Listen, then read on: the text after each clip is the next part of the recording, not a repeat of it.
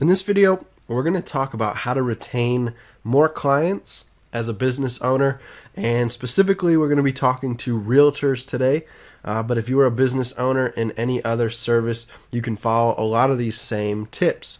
So client retention is key because the cost of a new client is going to be way more expensive than getting repeat business with past clients. So in other words, if you're able to get a client to come back and purchase from you time and time again, or use your service time and time again, you're going to end up saving money and making more money in the long run than trying to go out there and spend money to acquire new clients all the time. Once you've got a client in your system and they come back time and time again, that's just additional revenue that you don't have to go spend money to try to earn. So think about the cost relationship of a new client versus retaining your old clients when you are setting up your client retention / customer service system. Now, for realtors specifically, the reason you want to focus on client retention and getting repeat business is people move multiple times during their life. I think there was some study that showed over a 20-year period, a lot of people move 3 to 5 times. So they only live in a home, 4 or 5 years. I know there's other studies out there that say people are going to move at least once every 10 years. So over their lifetime, over 30, 40 years that you're in the business, you're probably going to have a client move at least 3 or 4 times, and you could be that agent that works with them every time they move. And you could get both sides of the sale. So when they list their home and they're moving, you can get the listing, and then you can also help them relocate and find a new home in the city to purchase. So you can double dip, get both sides, where you get a listing commission and you also get a buy side commission when you help them find a new property. Now, if they're moving out of state, again, you could double dip once with that client.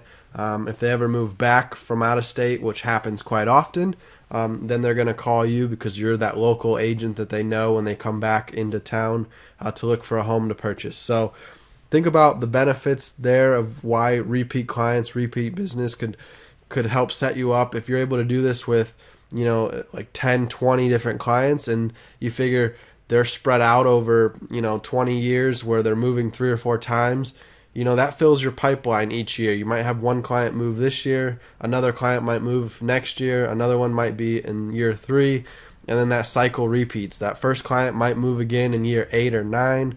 Another client might move then in year 10 or 11. So every year you're going to have constant flow of business, having these repeat deals with repeat clients.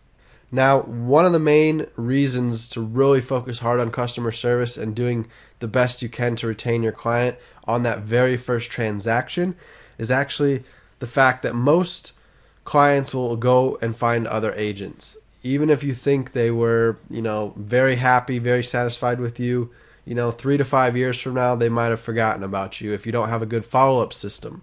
And they're going to end up doing a Google search, or by then maybe family and friends have used another agent, and so they end up going with another agent. So you may think you're going to get the repeat business, but if you don't work hard on your follow-up system and your customer service systems, you probably won't get that repeat client. So just want to give you a wake-up call that a lot of other agents will end up taking your past clients if you don't work hard to keep those clients happy and up to date and aware that you're still selling real estate.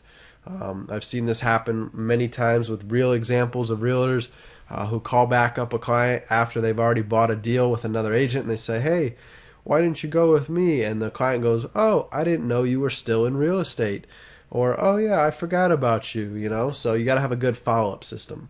All right, so let's first talk about great customer service. What does that look like? So during your first transaction with a new client, you want to over-deliver. You want to give great customer service. Ways you can over-deliver, obviously you can go above and beyond trying to, show them as many houses as they want to see. A lot of agents I know start to get annoyed sometimes with buyers if they're just looking endlessly at home after home after home and they're not finding anything they like. So you can go above and beyond right there by having a great attitude, staying positive. Every time you see your client, have a smile on your face that you're excited to show them the house. This could be the one. Really make them feel like you're trying your best to help them find the right home, and that you're not acting annoyed in any way with them, because they will sense that. They will pick up on that. If you remember simple things like their names, pet names, hobbies they talk about, family, when they talk about family things, remember this stuff so that you can share later on in future conversations things that relate to that, and they'll pick up on that you remembered those tiny details they told you in previous conversations, and it'll show that you care and that you're thinking about them. You can also do this with gifts. So let's go on to the next, closing gift basket. This is another way that a lot of agents give back to their client to show customer service when they get to the closing table. So you can think of things that they talked about during your time that you got to know them and add some of those little details into the closing gift basket. And again, that will show that you remembered and that you cared. You also can help them move in, move out. So take a weekend off from whatever you're doing and go help your client load up the moving truck, carry boxes in and out of their previous home, in and out of their new home. So really be there for them as a friend, as a resource, helping them move, to show, again, going above and beyond, showing them that you care. You can also send them a thank you card a few weeks after the sale, just so they can remind, a quick remembrance of you that, hey, thank you for being my client, for allowing me to help you find your home or allowing me to help you list your home. In addition to a thank you card, you could just do an email or a phone call a few weeks later to check in to see how they're doing with the new home. Ask if they have any questions that you could help solve, any problems that have popped up since they've moved in that you could find answers to. A lot of times new homeowners, once they move in, they're going to notice little things that they want to fix that happen to be going wrong with the home. So they might having some sort of vendor list or a contractor list that you can give them so they can start reaching out to some of these recommended service providers to get contractors out there to service their home. That could be another tool that you could use as a follow-up to send them. All right, so additional ways to set up a follow-up strategy. Number one, we want to keep in contact monthly. So what we like to recommend is setting up like a special email newsletter that's only for past clients. That way you don't drown them with, general sales and marketing emails that aren't going to be relevant and don't apply to them, because if they just bought their home, I don't think it's going to apply to them if you're sending them other home buyer related emails. All right, so instead you could have some sort of special newsletter content that you create just for past clients. That way it's not salesy at all. It's more just educational, informational, keeping them up to date. Maybe it's like touch base emails where like once a month you send out an email that's automated that could say, hey, how have you been doing? I hope things are going well for you. Every 6 months, every 3 months, you could send out some sort of marketing stats email saying, hey, here's what's happening in your neighborhood type thing. You could send holiday cards, birthday cards, especially if they get a birthday card from you or maybe a Christmas card from you. That's going to show that you're still thinking of them. You can also set up what we call client appreciation dinners. A lot of service providers, in the accounting world, financial advisors, I've seen this done in a lot of different industries where they'll gather all their clients on a night throughout the year for a client appreciation dinner.